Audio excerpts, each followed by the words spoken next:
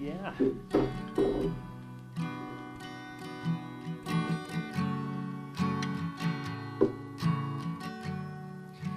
Working with February's theme of surrender and letting go.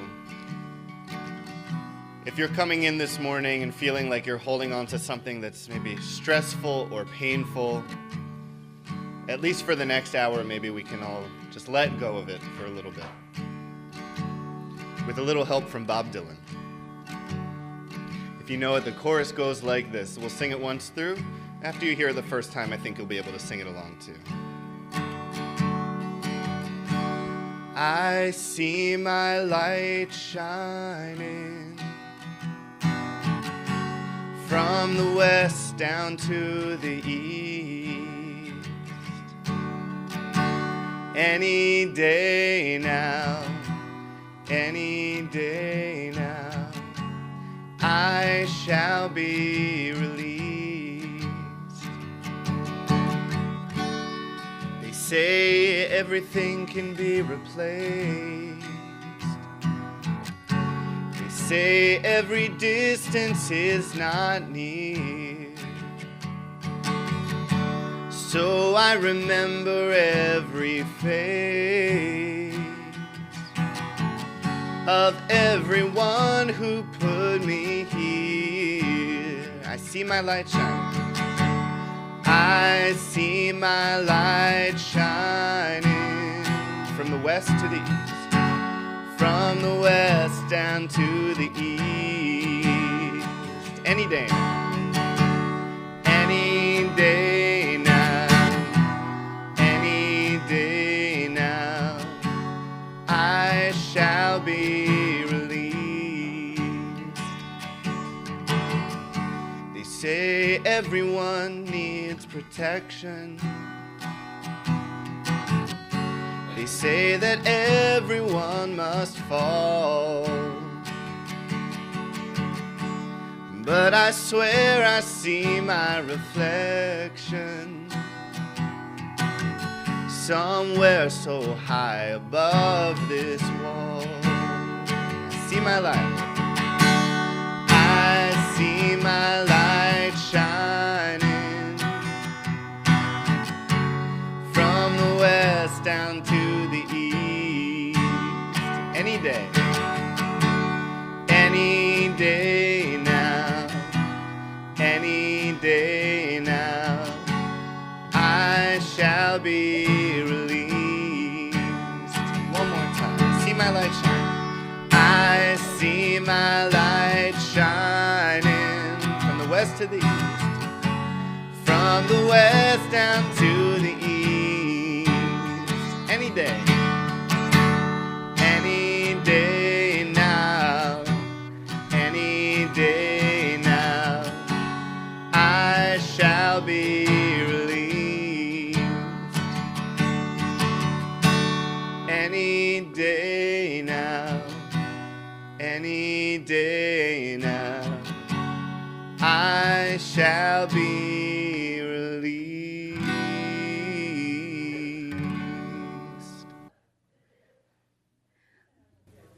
Everybody set? So I am excited because I have a new tool to help us tell our stories. This is called a Wonder Box, and I'm going to need a helper to open it and see what's inside. We're going to use this just about every week, so if you don't get picked today, there's still lots of other chances, okay? So if you'd like a turn, raise your hand.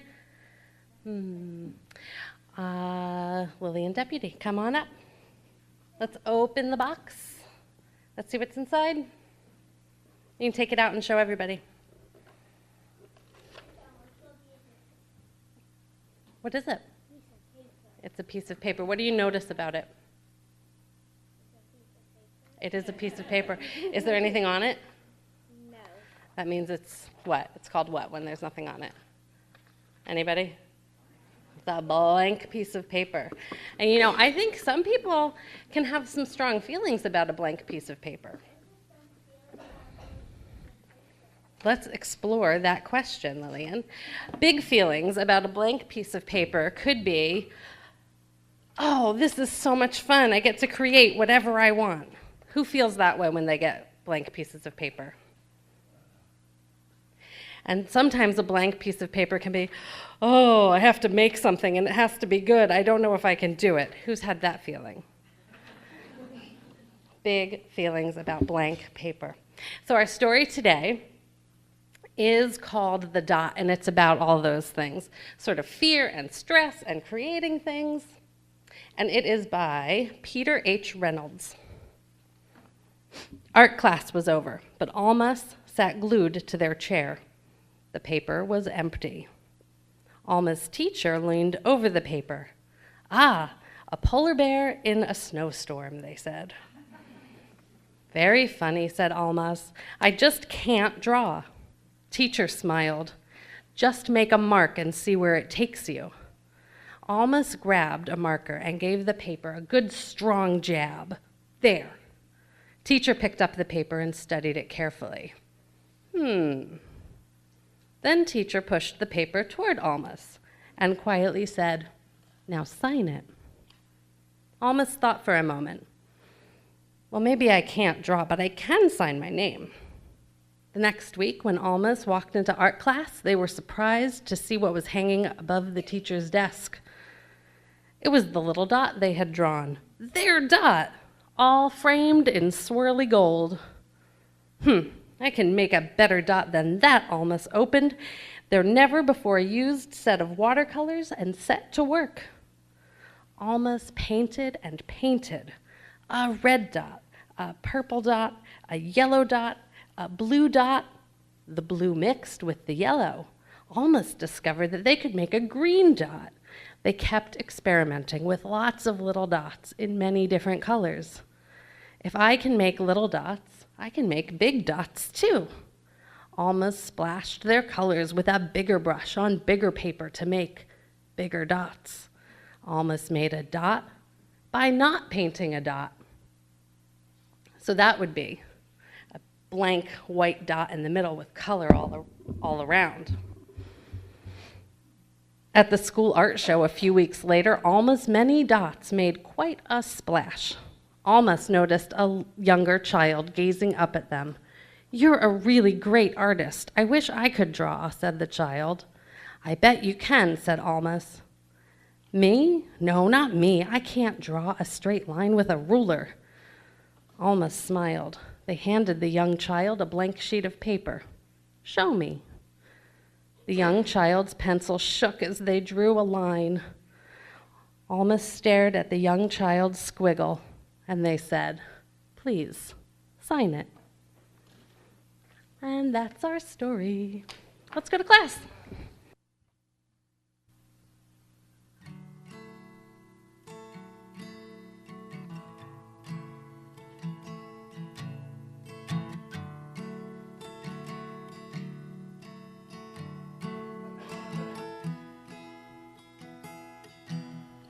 I wish upon you grace, I wish upon you peace, I wish for less of what you want and more of what you need. I wish upon you an old life with a heart that stays young, but most of all I wish upon you love. I wish upon you truth, when all you feel is doubt.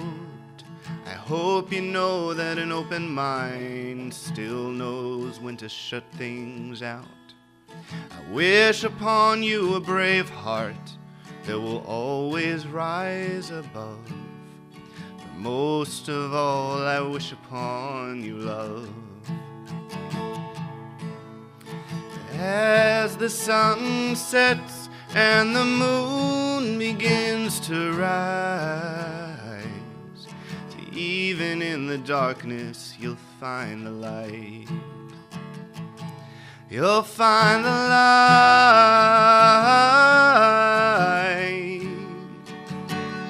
You'll find the light.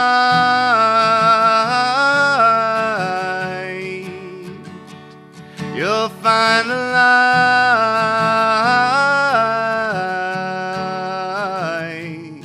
Yes, even in the darkness you'll find find the light. I wish upon you an easy life. I wish upon you hard times. I hope you know that both joy and pain each need their moment to shine. I wish you ears that are quick to listen, that you're slow to use that tongue. But most of all, I wish upon you love. As the sun sets and the moon begins to rise, even in the darkness you'll find the light. You'll find the light.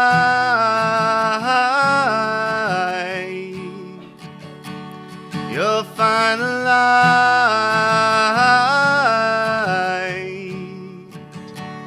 You'll find the light.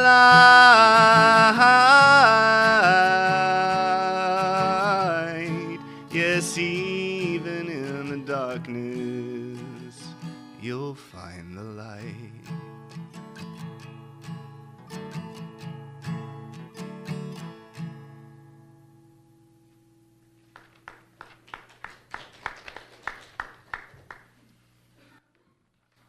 I really enjoy being with all of you, but I have to be honest, I come here for the music. Good morning. It's really nice to be back with you. Thank you for inviting me back. I have a twofer for you this morning. I couldn't decide between two readings, so I decided to read both of them. One has to do with taking risks, the other with letting go, the two parallel themes of my sermon.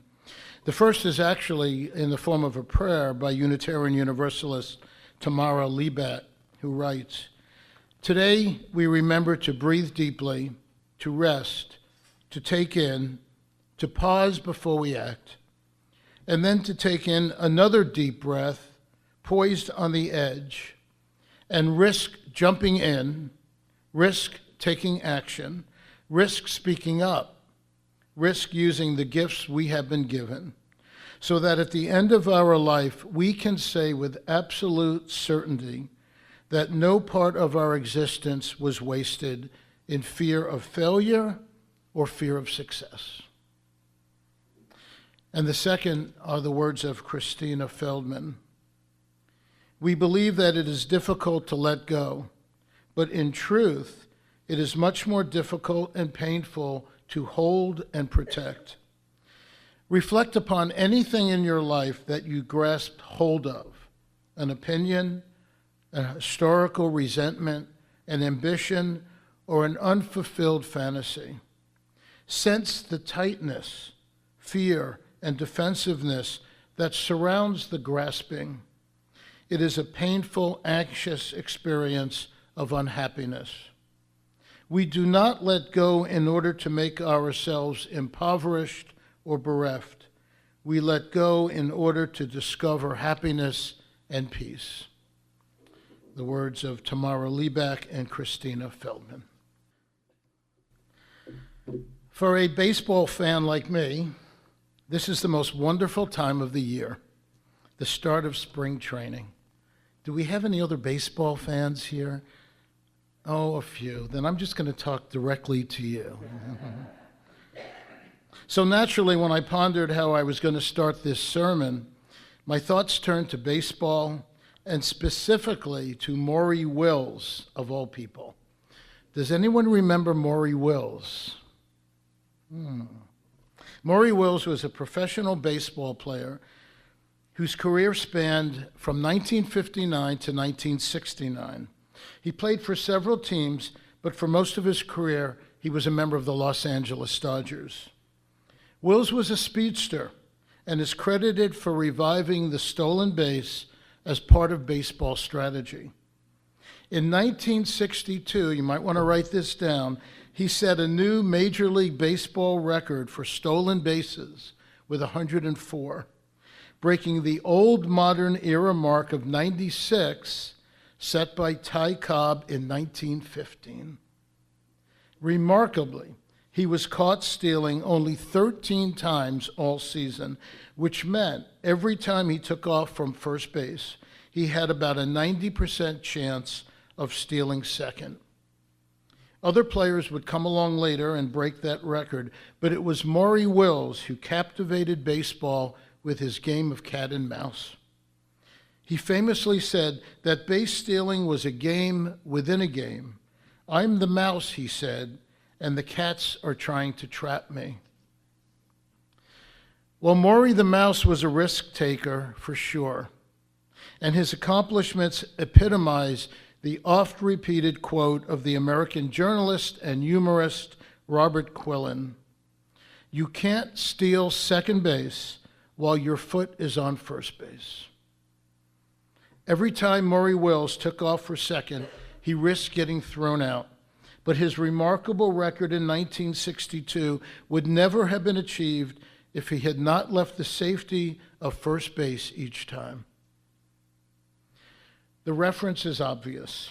All of us, baseball players or not, live in a state of tension, struggling between two opposing forces: the need to take risks and the need to play it safe, the need to let go and the need to hold on. Indeed, our lives are no more than a series of decisions on which way to tip the scale. Johann Wolfgang von Goethe wrote that the dangers of life are infinite, and among them is safety. So however we choose, we fill our lives with danger, but also with possibilities. This morning, I want to talk with you about this ever-present tension, and particularly the elements in our lives that often tip this balance toward the side of safety and security and less risk-aversive activity. So what holds us back? What keeps us firmly rooted on first base, afraid to take a lead or make a mad dash for second? I think one of the most prominent and obvious reasons is fear of the unknown. From the Roman philosopher Seneca, "It's not because things are difficult that we dare not venture. It's because we dare not venture that things are difficult." A former interim director of religious education at my home congregation, Erica Shadowsong, tells of a village of people who kept watch on a terrible monster high up in the mountains, breathing smoke and flapping its enormous wings.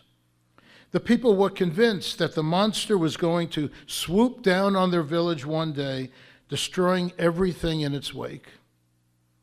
One day, a young man from the village stepped forward and declared that he would go and face the monster.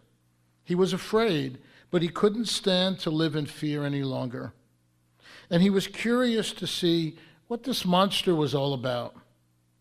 So he began climbing the mountain, and strangely, every time he looked up to see the monster, it seemed slightly smaller than it did before.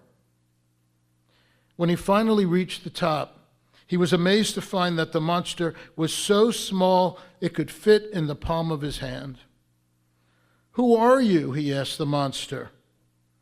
"People call me by different names," the monster replied. "Some call me hunger and famine. Some call me disease. Some call me war or disaster. But really, my name is what might happen."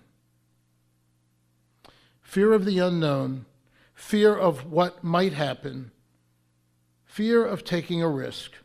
It holds us back. It keeps us firmly planted on first base.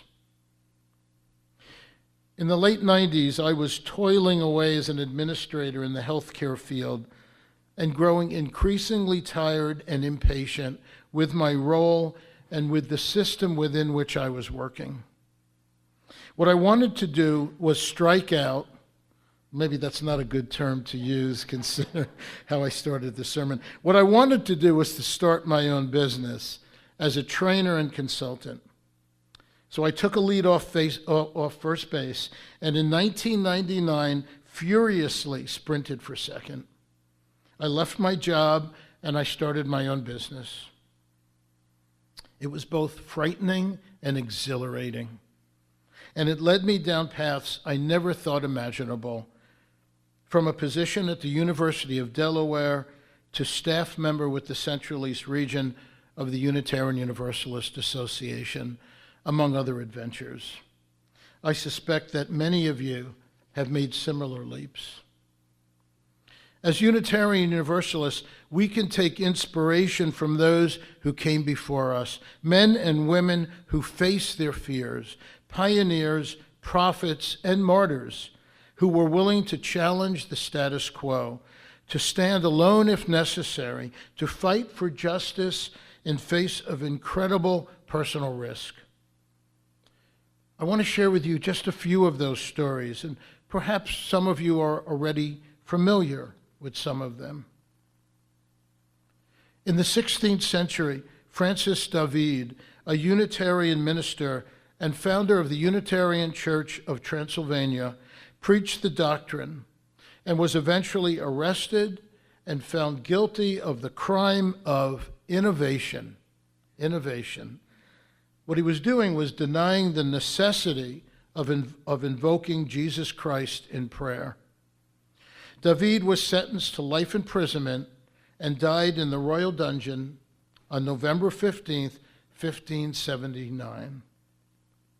Michael Servetes was a Spanish theologian and physician who openly questioned the doctrine of the Trinity.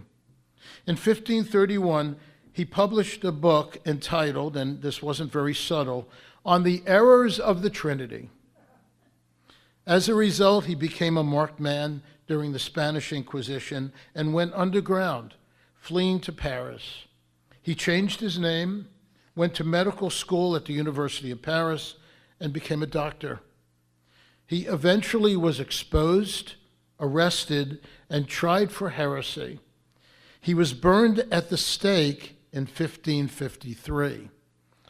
Beginning to see a pattern here. Olympia Brown was an American suffragist. She is regarded as the first woman to graduate from a theological school, as well as the first full-time female ordained minister. She was a Universalist minister.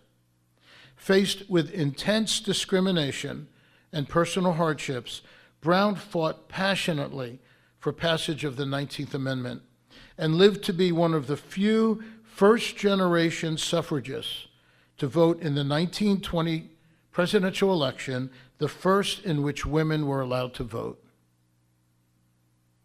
And James Reeb was a Unitarian Universalist minister, pastor, and activist during the Civil Rights Movement. He was the assistant minister at All Souls Church in Washington, D.C. While participating in the Selma to Montgomery March in 1965, he was attacked by a white mob armed with clubs, which inflicted massive head injuries. He died in a Birmingham hospital 2 days later.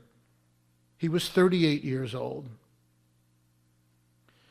The willingness to take risks in order to better the lives of others, the courage to stand in opposition and speak truth to power, these qualities, these acts, are as much a part of our Unitarian Universalist heritage as the flaming chalice, joys and concerns, and coffee.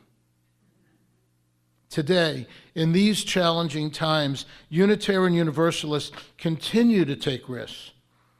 We go into neighborhoods to work with people who are marginalized. We take to the streets and protest. We speak out against injustice. And while our individual risk-taking may not result in the dire consequences as depicted in some of the previous stories, they are no less momentous. For some who battle depression or anxiety, just getting out of bed in the morning can feel like an enormous risk. For some, confronting an angry customer or a dominating boss at work can be a threat to their safety and security. For others, speaking in public or attending a social gathering can be scary as hell. The fear of what might happen is a terrible monster that we confront often in our lives and in different ways. We can also become paralyzed, rooted to first base by our personal beliefs or the stories that we tell ourselves. All of us create narratives that tell us about ourselves and the world around us. Sometimes the narrative is full of hope and promise and propels us to do better, to be better. But other times we tell limiting stories that hold us back. I'm not good enough. It won't work. I'm not deserving. Author and lecturer Werner Erhard sees these stories as having transformative power. There are stories, he says, that give meaning to our lives and help us find our voice, and there are those stories that limit our possibility. Limiting stories often place us as victims of events or even fate. We feel powerless to change what came before us, and so we are defeated before we even begin. The decision to tell these stories and believe in them limits our ability to achieve what is possible. But our Unitarian Universalist faith tells us that we are loved, that we are unique, that we have dignity, that we have power. If we truly believe in our first principle, the inherent worthiness of every human being, then we must, by definition, believe in our own worthiness. The wise and wonderful Brené Brown, who might as well be a Unitarian Universalist, wrote this: "Wholehearted living is about engaging in our lives from a place of worthiness. It means cultivating the courage, compassion, and connection to wake up in the morning and think, no matter what gets done and how much is left undone, I am enough. It's going to bed at night thinking, yes, I am imperfect and vulnerable and sometimes afraid, but that doesn't change the truth that I am also brave and worthy of love and belonging." Sometimes I think taking a risk means having the courage to just let it be, to sit in comfort and contentment with oneself, not trying to be someone else, but loving who you are, with all your faults and fears and regrets, but also your strengths and gifts. And we can also become trapped, left stuck on first base by past hurts, past relationships that went badly. We burn bridges, we cut off contact, we hold grudges. One of my favorite fables. A senior monk and a junior monk were traveling together. At one point, they came to a river with a strong current. As the monks were preparing to cross the river, they saw a very young woman also attempting to cross. The young woman asked if they could help her cross to the other side. The two monks glanced at one another because they had taken vows not to touch a woman. Then, without a word, the older monk picked up the woman, carried her across the river, placed her gently on the other side, and continued on his journey. The younger monk could not believe what had just happened. After rejoining his companion, he was speechless, and an hour passed without a word between them. 2 more hours passed, then 3. Finally, the younger monk could contain himself no longer, and he blurted out, "As monks, we are not permitted to touch a woman. How could you then carry that woman on your shoulders?" The older monk looked at him and replied, "Brother, I set her down on the other side of the river. Why are you still carrying her?" Don't hold grudges. This lovely Zen story has so much meaning for us. How often do we carry around past hurts, holding on to resentment when the only person we are really hurting is ourselves? The Buddhist author Jack Kornfield said this: We all go through times in life when other people say things or behave in a way that is hurtful towards us. We can choose to ruminate over past actions or events, but it will ultimately weigh us down and sap our energy. Instead, we can choose to let go of what doesn't serve us anymore and concentrate on the present moment. Until we can find a level of peace and happiness in the present circumstances of our lives, we will never be content, because now is all we ever have. To let go, he says, does not mean to get rid of. To let go means to let be. When we let be with compassion, things come and go on their own. Having the courage to take risks, recognizing our own worthiness, letting go of past hurts. These are the lessons that form the playbook for success on the field of life. They enable us to swing for the fences, to round the bases with glee, and to slide safely and joyfully into home. Play ball, and may it be so.